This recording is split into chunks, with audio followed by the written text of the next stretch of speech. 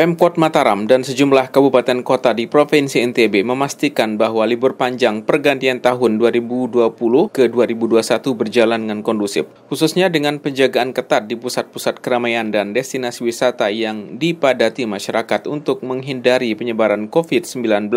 PLT Kasatpol PP Kota Mataram lalu Martawang menerangkan, pemerintah dalam hal ini telah melakukan langkah-langkah untuk mengantisipasi pergerakan masyarakat mulai dari libur Natal hingga Tahun Baru, antara lain dengan menerbitkan surat edaran wali kota dan imbauan langsung yang prinsipnya menekankan kewajiban mematuhi protokol pencegahan penularan COVID-19.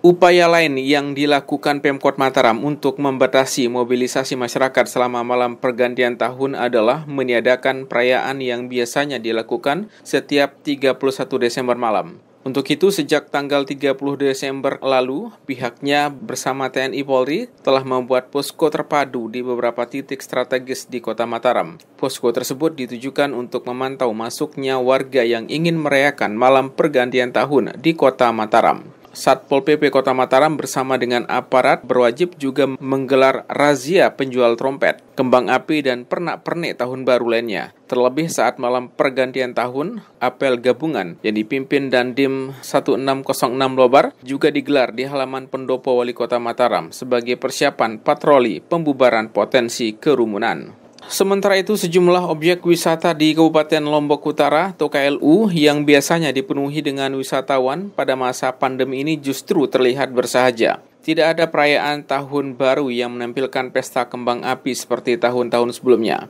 Khusus untuk kawasan Tiga Gili, objek wisata di tempat ini juga tidak begitu ramai, kendati terdapat wisatawan yang masuk, namun jumlahnya tidak signifikan. Ketua Gili Hotel Association, Lalu Kusnawan, mengatakan pada malam pergantian tahun ada peningkatan jumlah tamu yang datang ke Tiga Gili, yaitu sekitar 2.000-an orang. Kebanyakan tamu yang datang ke Gili adalah tamu WNA yang tinggal di Bali dan Jakarta, di mana para tamu tersebut belum bisa kembali ke negara asalnya akibat COVID. Di tempat terpisah, perayaan Tahun Baru juga dijaga ketat oleh aparat kepolisian bersama TNI. Hal ini untuk menindaklanjuti surat edaran bersama antara Bupati KLU, Kapolres Lombok Utara, dan Dandim 1606 Lobar. Aparat bersama unsur pemerintah daerah menjaga objek wisata, terutama di kawasan pintu masuk perbatasan ke KLU seperti Klui, Pusuk, dan Sambi Elen. Kapolres Lombok Utara, AKBP Ferry Jaya Satriansyah, mengatakan Polres telah menerjunkan 238 personil gabungan untuk mengamankan Tahun Baru. Seluruhnya tersebar di tempat-tempat yang diperkirakan menjadi sasaran keramaian warga yang berkunjung.